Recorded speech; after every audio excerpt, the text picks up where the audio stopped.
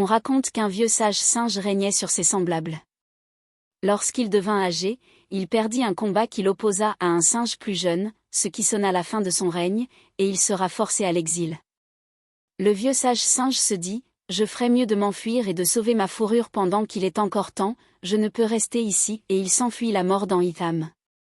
Lorsqu'il fut loin, il trouva abri près d'un lac d'eau douce et pure au bord duquel poussaient des figuiers aux fruits mûrs. Devant ce paysage magnifique, il s'exclama, « Ô mon Dieu! Que ta miséricorde soit grande, quel hasard! Comme je suis chanceux! C'est merveilleux! » Le vieux sage singe se senta le roi des lieux, et oublia la perte de son trône. Un jour, alors que le vieux singe mangeait des figues, l'une d'elles tomba dans l'eau, plouc. Il aimait le bruit qu'elle fait. Il se mit à manger et à jeter les figues dans l'eau, plouc. Plouc.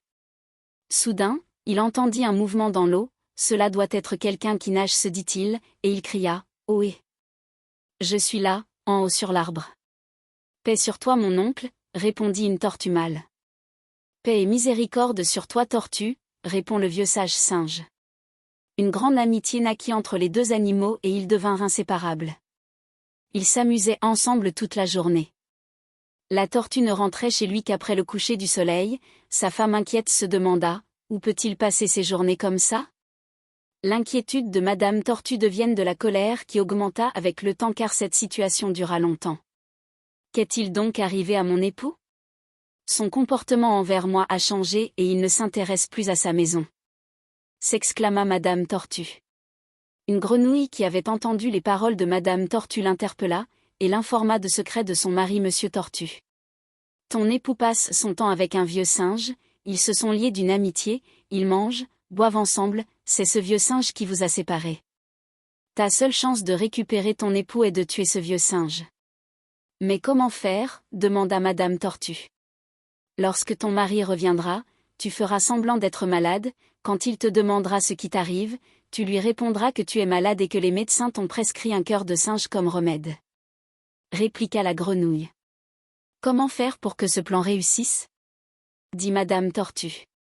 C'est alors que la grenouille, à voix basse, expliqua à la tortue comment il fallait s'y prendre. Une fois la nuit tombée, Monsieur Tortue revient chez lui, pour trouver sa femme dans un mauvais état. Ma femme, que t'arrive-t-il? Qu'est-ce qui t'a mise dans ce piteux état? S'exclama. Madame Tortue fait semblant de dormir pour augmenter l'inquiétude de son mari.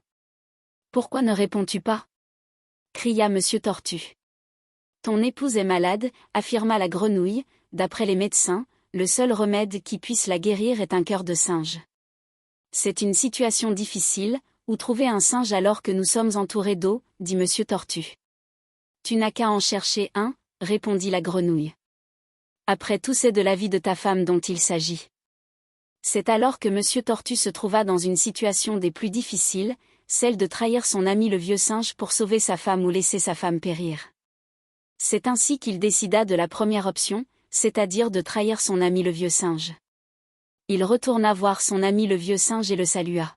« Sois la bienvenue mon frère, qui t'a retenu si longtemps loin de moi ?» demande le vieux singe.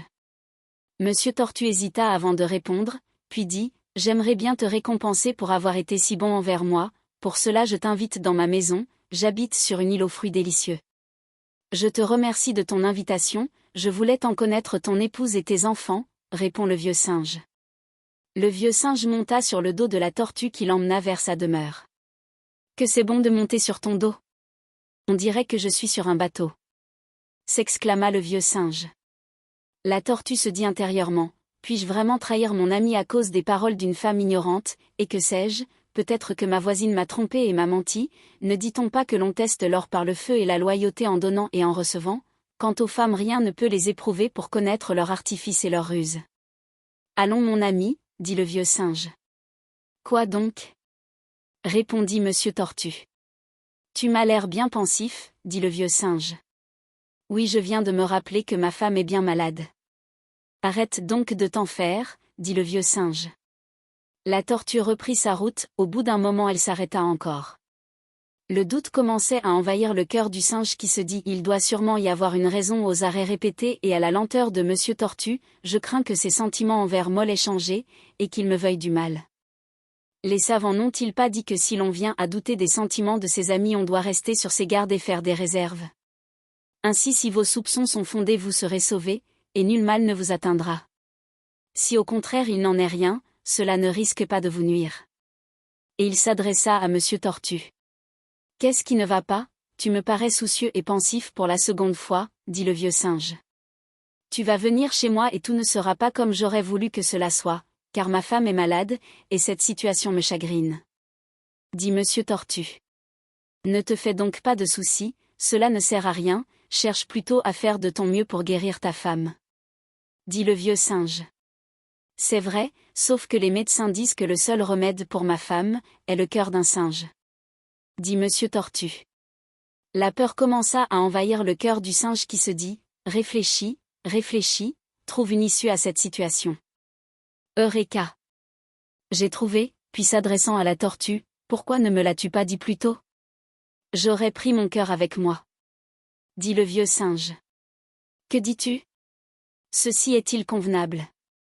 Dit Monsieur Tortue. Oui, c'est une coutume chez nous autres les singes, quand l'un de nous rend visite à son ami, il laisse son cœur dans son logis afin de ne pas être attiré par quoi que ce soit.